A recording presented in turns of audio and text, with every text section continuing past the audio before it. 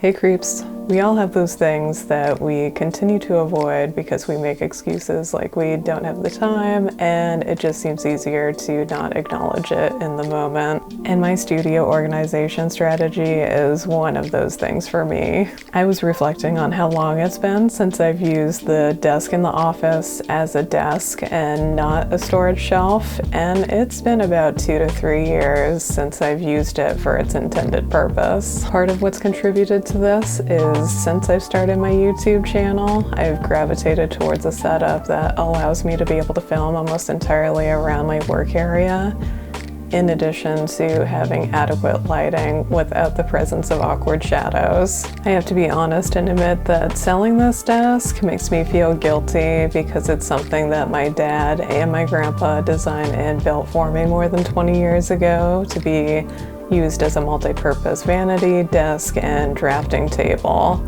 So there's a lot of sentimental value attached to it. I've mulled over this decision for quite a while and even considered solutions like keeping the sides for storage, but then that would render the rest as useless to someone else. So I made the decision to sell the desk to a buyer that will appreciate it for all it has to offer, which is something that I've neglected to do for quite some time now, and then update the organization in the office. Welcome to the channel, the place to come for spooky DIY home and lifestyle content all year long.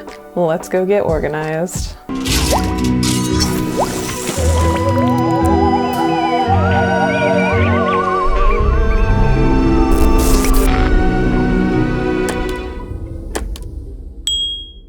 Welcome to my dumpster fire. I mean, studio space. I have a disclaimer that my desk is looking especially messy because I haven't done any periodic cleanups in the last 4-ish months. However, on the positive side, this will just make for more dramatic transformation shots later. Although things may appear to be disorganized in some cases, things, specifically in bins, have been sorted and categorized. If you were wondering if I only have the essential tools and supplies I need to create, I can assure you that I do. Take this replica scream knife with magical appearing blood inside the blade, for instance. I removed the mirror and drafting table piece that usually goes in the back area of the desk where the pegboard is now located. This cabinet is great for paper, sketchbook, and zombie cactus pincushion storage. This cabinet below has a wood piece in the bottom that rolls out, which works out nicely for storing printers or all your miscellaneous crafting supplies in small bins.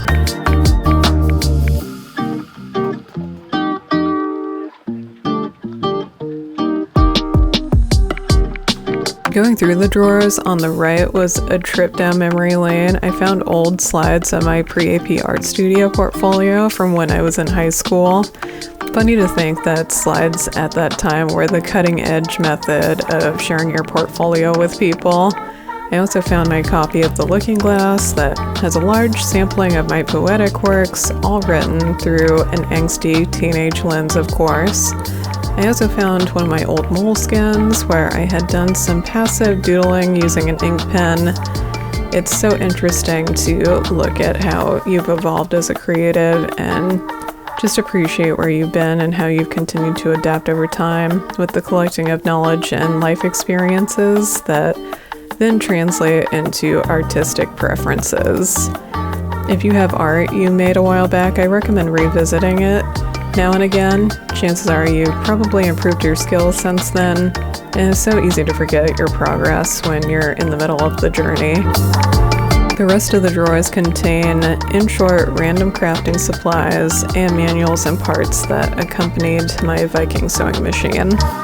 After taking inventory of my desk contents, I went to IKEA for some pegboards and storage containers. I decided to purchase another wire shelf of the same dimensions as my current shelf, leaving around 1/3 of the wall length for 2 stacked pegboards. With my storage and pegboards in hand, I went back home to start emptying out my desk of all its contents.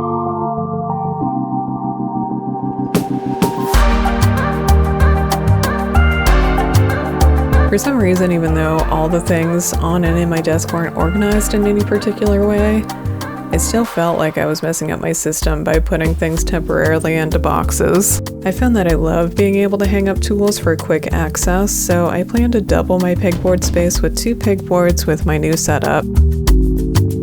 In the beginning, when I began filming videos for YouTube, the intent was to do some filming in this room, hence the bat peel and stick wallpaper on the desk sides and the gallery wall up above the desk.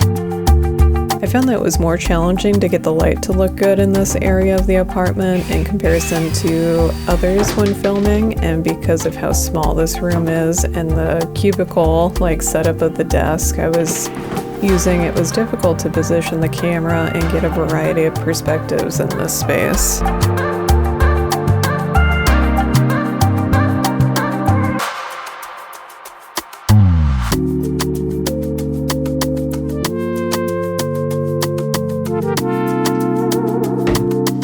Creating an inviting space is so critical to feeling motivated to go be creative. My goal with this new setup is to remove as many of the mental and physical barriers that I can so that I have less excuses to just go get started.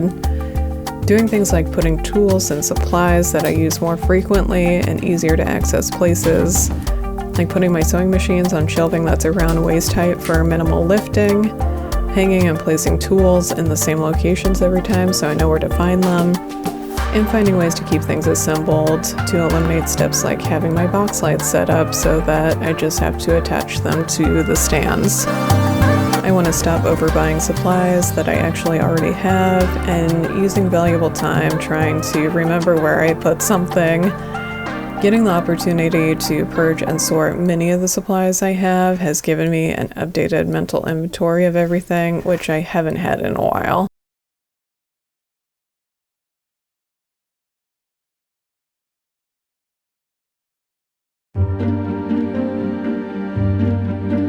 Since I absolutely adore this peel and stick wallpaper, I wanted to find a way to reuse it. I came up with the idea to stick it to the surfaces of my pegboards and then go in with an awl to poke out the holes. To begin this process, I measured out the placement lines on the pegboards to center the width of the wallpaper, cut the length down of the wallpaper, and then gently peeled the wallpaper off the desk.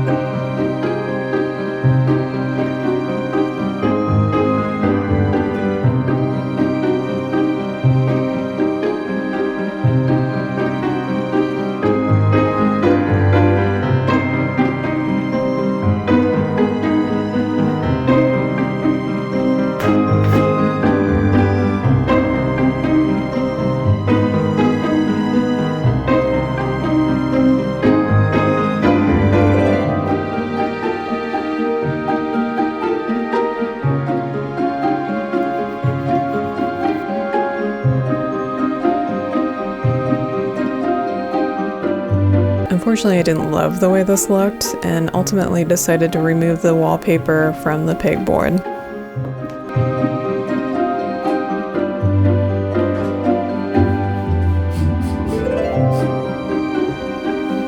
After getting the desk cleaned off for the buyer, it was then time to move the desk pieces down multiple flights of stairs to the garage.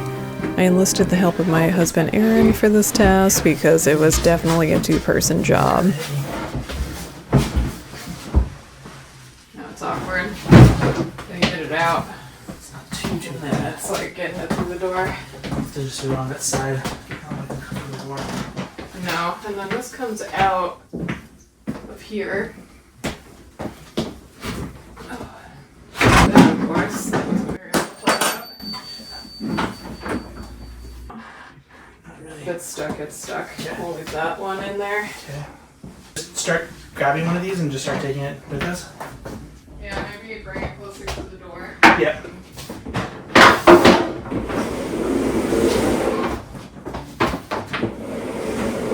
That kind of works. Let's push it. Ooh-wee!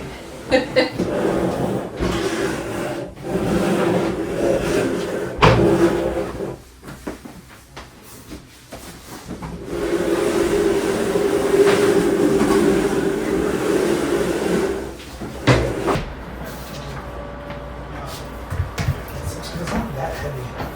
No.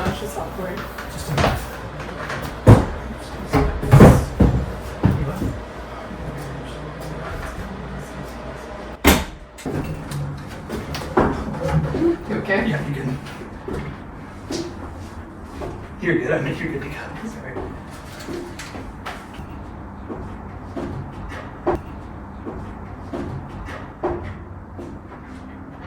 Alright, step coming up or coming in. Grab us up for step.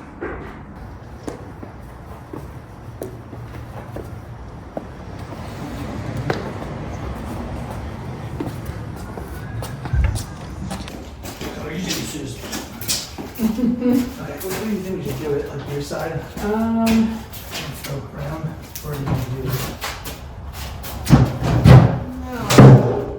Once we got all the desk parts into the garage, I then swept, moved all my desk contents back into the office, and then called it quits for the day.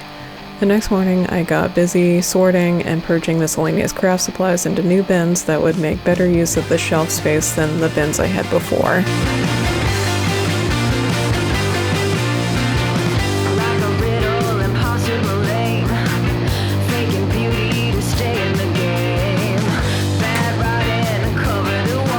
I found that I was able to fit 2 of my previous bin's contents into 1 new bin. There were some exceptions like paint and fabric paint, both needed their own bins.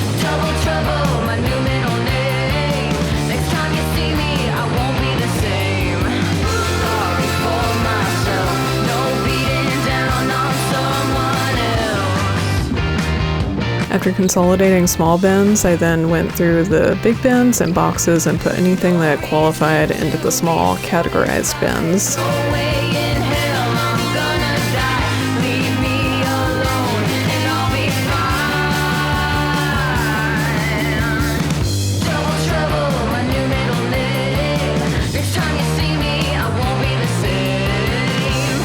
Once complete, I then cleared the floor for shelf assembly.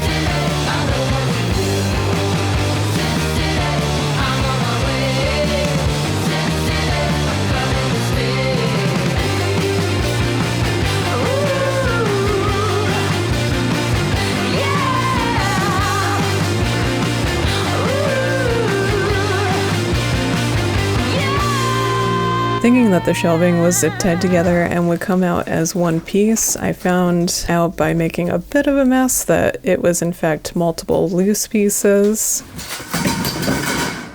which then prompted some cleanup, followed by getting the bottom of the shelf assembled.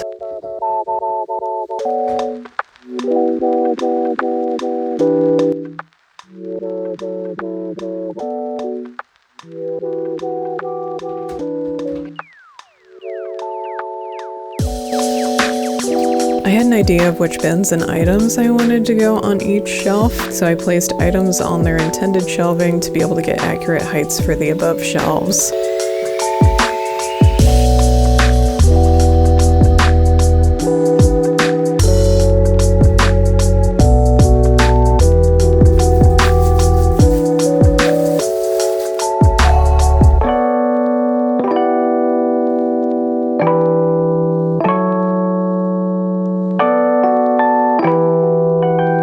After getting the shelf mostly assembled, I wanted to get the pegboards up just so I could get an idea of what I needed to store in the bins and what could be hung on the pegboards.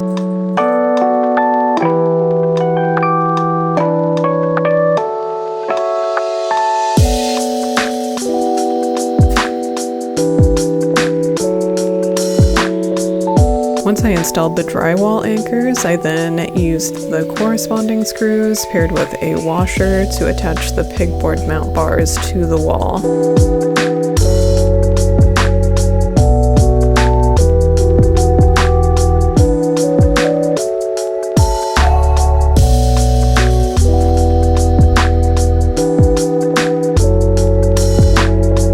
After I got both pegboards up on the wall, I then got to play around with hook and bin placement and of course stylize my new space.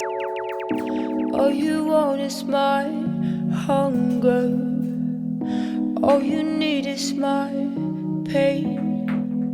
Nothing in between ever meant you lost.